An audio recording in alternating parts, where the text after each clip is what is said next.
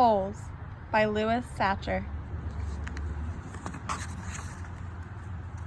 There is no lake at Camp Green Lake. There once was a very large lake here, the largest lake in Texas. That was over 100 years ago.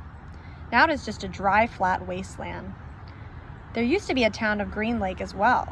The town shriveled and dried up along with the lake and the people who lived there.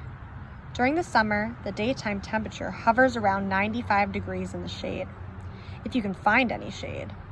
There's not much shade in a big, dry lake. The only trees are 2 old oaks on the eastern edge of the lake.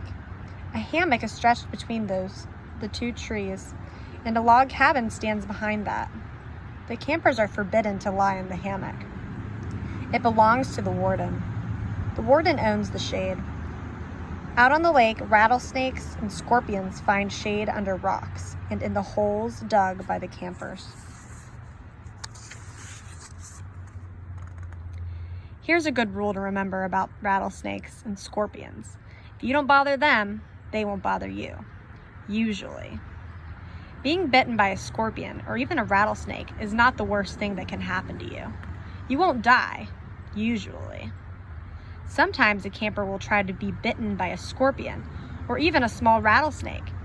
Then he will get to spend a day or 2 recovering in his tent instead of having to dig a hole out by the lake. But you don't want to be bitten by a yellow-spotted lizard. That's the worst thing that can happen to you. You will die a slow and painful death. Always. If you get bitten by a yellow-spotted lizard, you might as well go into the shade of the oak trees and lie in the hammock. There is nothing anyone can do to you anymore.